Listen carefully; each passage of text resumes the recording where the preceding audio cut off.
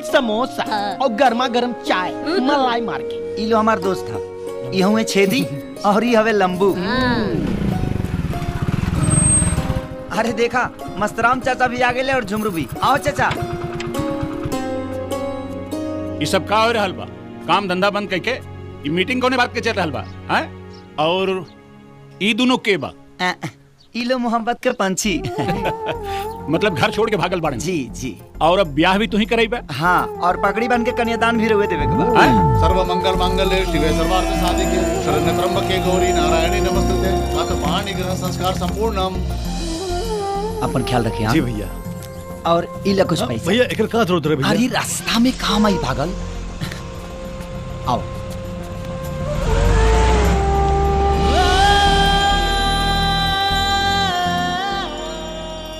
उस्ताद, तू हमेशा प्यार करे वालन के साथ देला, यहाँ तक कि उन्हीं के शादी ब्याह तक करावेला।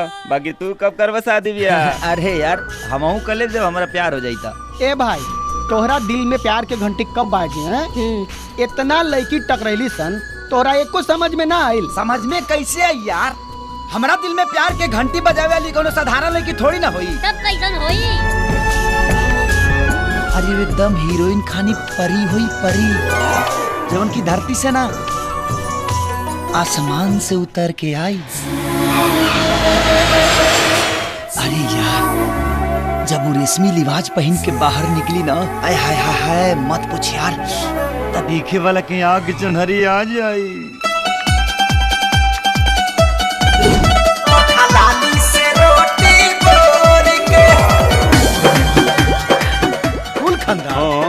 कुल खानदान तो कर राजा महाराजा जैसन बड़का घराना होई।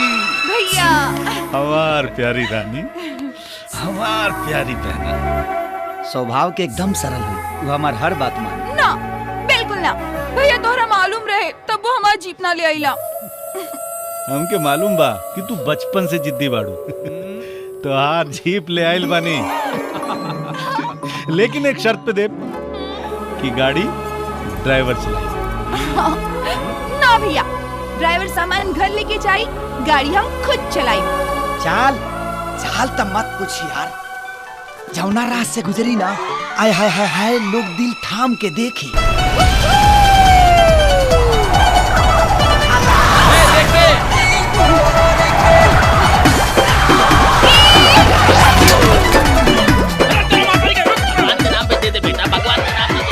अरे भाई कुछ खाई के दे दा, खाई के दे दा बेटा।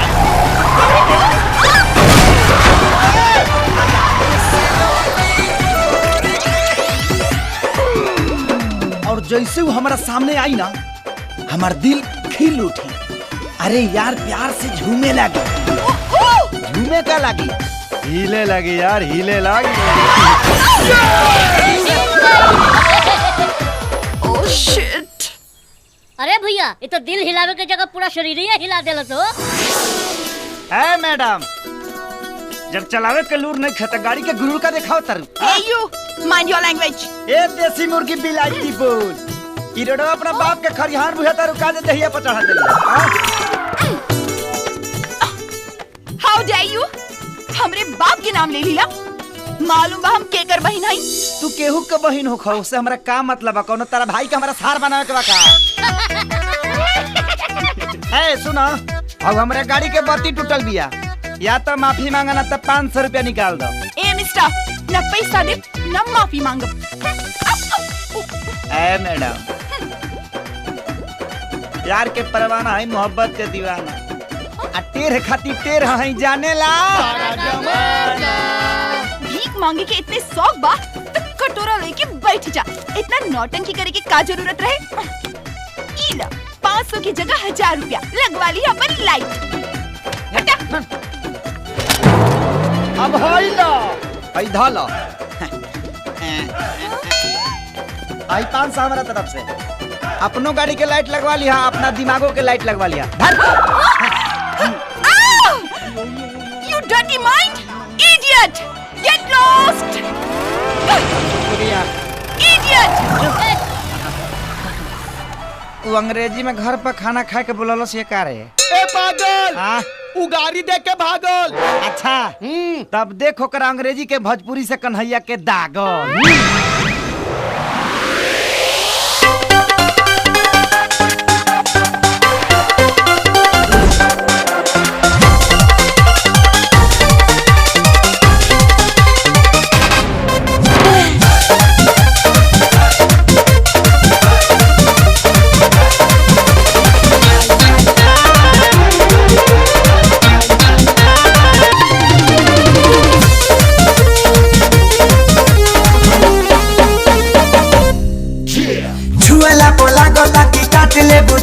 से भड़कता भाड़ू तुम मरद के जात से। हाँ छुएला पोला गोटा की काटे ले बुदात से। भड़कता भाड़ू तुम मरद के जात से।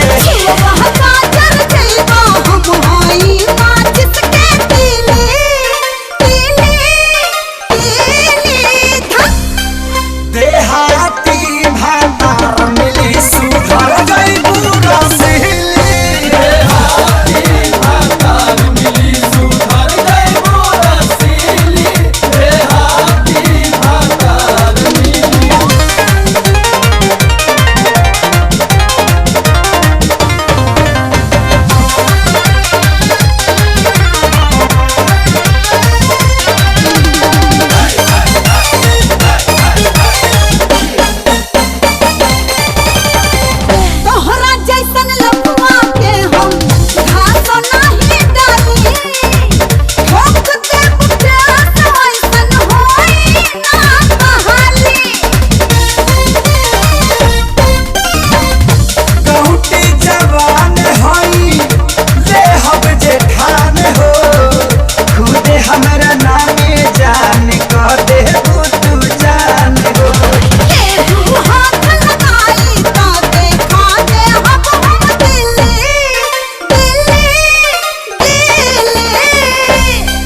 देहाती भातार मिली सुधर गई पूरा सिहली। देहाती भातार मिली सुधर गई पूरा सिहली।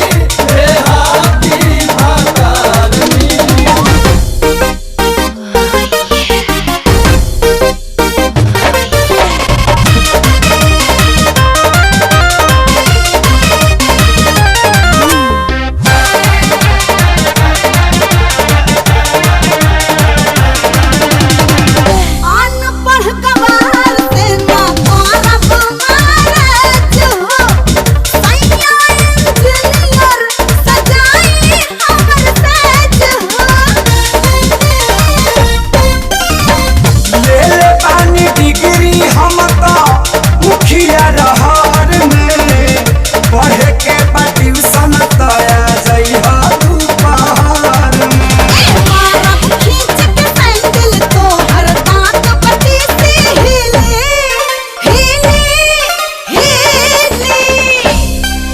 देहाती भातार मिली